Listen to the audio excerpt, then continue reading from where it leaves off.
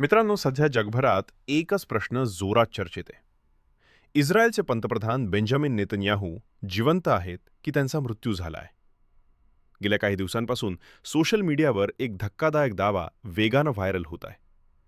त्या दाव्यानुसार इराणच्या मिसाईल हल्ल्यात इस्रायलचे पंतप्रधान बेंजामिन नेतन्याहू आणि त्यांची पत्नी ठार झाले. या चर्चेला सुरुवात झाली ती इराणच्या रिव्होल्युशनरी गार्ड IRGC कडून करण्यात आलेल्या एका मोठ्या दाव्यामुळे. इराणशी संबंधित काही सोशल मीडिया अकाउंट्सने असा दावा केला की त्यांनी केलेल्या मिसाईल हल्ल्यात जेरुसलेममधील इस्रायलच्या पंतप्रधानांचे निवासस्थान लक्ष्य केले. यानंतर सोशल मीडियावर काही फोटो आणि व्हिडिओ वेगानं व्हायरल होऊ लागले. त्या पोस्टमध्ये असा दावा करण्यात आला की नेतन्याहू यांच्या घरावर थेट हल्ला झाला आणि त्या हल्ल्यात ते आणि त्यांची पत्नी मरण पावले. मात्र दुसऱ्या बाजूला इस्रायल सरकारने या बातमीचे तात्काळ खंडन केले. इस्रायलच्या पंतप्रधान कार्यालयाने स्पष्ट सांगितले की नेतन्याहू यांच्या मृत्यूबाबत पसरवली जात असलेली माहिती पूर्णपणे खोटी आहे. इस्रायलचा आरोप आहे की इराणकडून माहितीचे युद्ध चालवले जात आहे. लोकांच्या मनात गोंधळ निर्माण करण्यासाठी अशा बातम्या पसरवल्या जात आहेत. पण संशय वाढण्याची काही कारणे लोक सांगत आहेत. पहिली गोष्ट म्हणजे गेल्या काही दिवसांपासून नेतन्याहू सार्वजनिकपणे दिसत नाहीत. युद्ध सुरू झाल्यानंतर ते सतत मीडिया ब्रीफिंग घेत होते, पण अचानक काही दिवसांपासून ते सार्वजनिक कार्यक्रमांमध्ये दिसलेले नाहीत. दुसरी गोष्ट म्हणजे सोशल मीडियावरील शांतता. युद्धाच्या सुरुवातीपासून नेतन्याहू सतत सोशल मीडियावर पोस्ट करत होते, पण अचानक गेल्या काही दिवसात त्यांच्याकडून एकही पोस्ट आलेली नाही.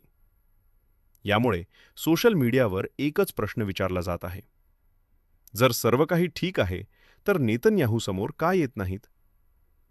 यामुळे अनेक थिअरी सोशल मीडियावर फिरू लागल्या आहेत. काही लोक म्हणत आहेत की नेतन्याहू यांचा जो व्हिडिओ समोर आला होता तो AIने तयार केलेला आहे, कारण त्या व्हिडिओमध्ये त्यांच्या हाताला 6 बोटे दिसत असल्याचा दावा काही लोक करत आहेत. दुसरी थिअरी अशी सांगितली जात आहे की एका हल्ल्यात नेतन्याहू जखमी झाले आणि त्यांना गुप्तपणे जर्मनीमध्ये उपचारासाठी नेण्यात आले.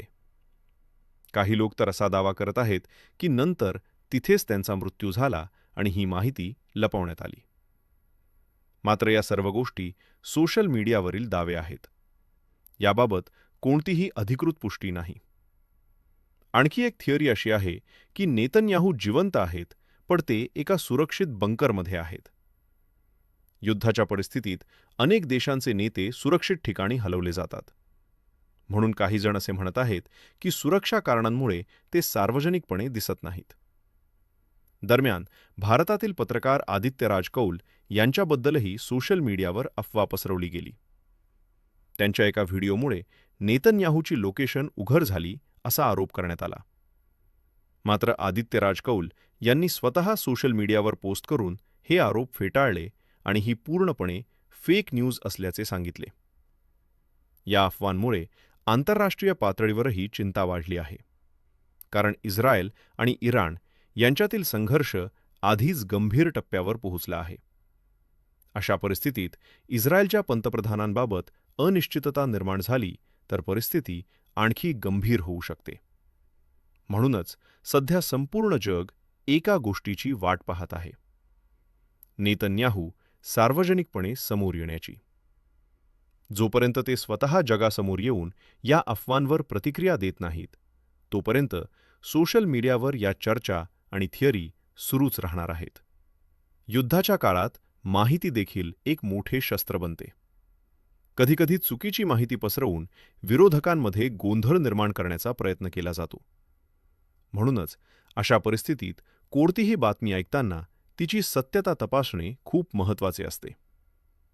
आता प्रश्न तुम्हाला विचारायचा आहे: तुमच्या मते या अफवांमध्ये काही सत्य असू शकते का? की ही फक्त माहितीच्या युद्धाचा भाग आहे?